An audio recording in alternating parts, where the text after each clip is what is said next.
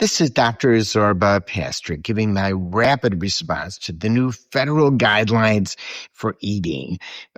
So when I first looked at this, I thought it was wacky with the food pyramid going upside down.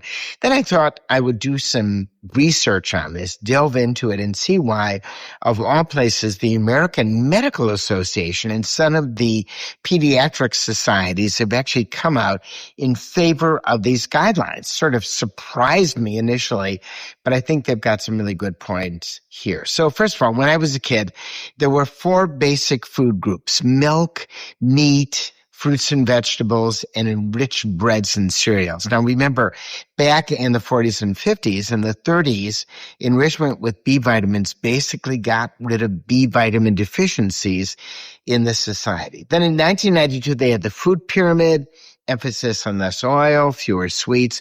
That morphed into 2011, where we had the My Plate and so on.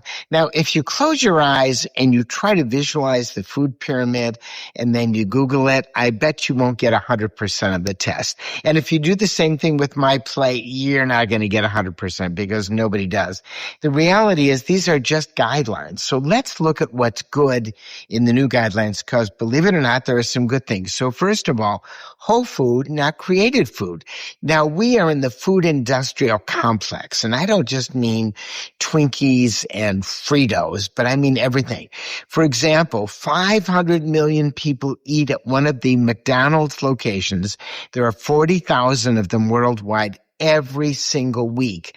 And if you look at Taco Bell in Wisconsin, 900,000 people eat at Taco Bell every week. And the Crunchwrap Supreme is their number one item. And if you want to know more about the Crunchwrap Supreme, simply go to the New Yorker article in April 23rd, 2023, and you'll see how they engineered this. And they engineered this for our taste. So the next thing I recommend are food allergen exposures. So we were wrong.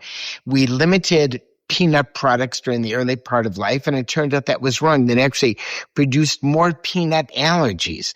And that's what science is. It ebbs and flows with information. That was a boo-boo. So the early introduction of peanut products, not peanuts themselves, or peanut butter or peanut fluffies, so wheat, eggs, shellfish, and fish at about 6 months, rather 6 months of age, turns out to be a great thing to do.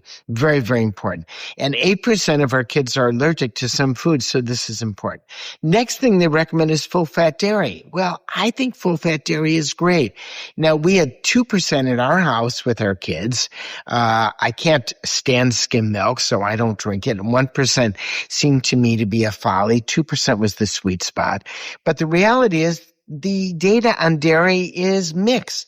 There's some data that shows really dairy is good for us. So maybe it's like throwing out the baby with the bathwater. So I agree with the full-fat dairy. I love full-fat milk. I love full-fat yogurt.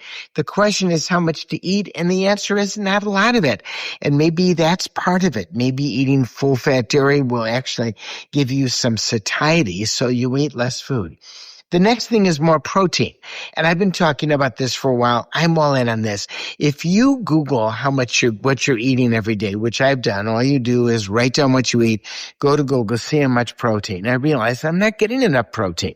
So a 180-pound person needs about 70 grams of protein a day. And I don't think we get that much. I have a protein shake every day. I get 30 grams of protein for 180 calories in one of the protein shakes that I have. And I agree with them with more protein. Next, no added sugar for kids. Now here it's really goofy. You know, the guidelines say no cookies and no cake until a kid is 10 years old. Give me a break. Who is going to do that, and how silly is that? But the idea of really looking at limiting the amount of cake and cookies, and especially cereals in the morning and putting sugar on cereals, where you're getting actually kids used to the fact that they should have something sweet in the morning, is definitely not not going to do anything. And then there's some weird stuff on that, such as cook with beef tallow. I don't even know where to get beef tallow. Why would you ever cook with beef tallow? Butter is what you're going to use. And I think limiting that still has a possibility. I used to recommend margarine for everything, but now I think butter is best. So I think the new guidelines have some important things in there that really make a difference. By the way, if you hear things in the background, that's because I'm actually doing my rapid update from Rio de Janeiro. I'm not in Wisconsin's cold weather. I'm here with my son, daughter-in-law, and children in Rio. And believe me, the weather is fine. And what you hear in the background is noise because we are just near the beach, Copacabana Beach. So, Dr. Zorba Pastor here. Stay well.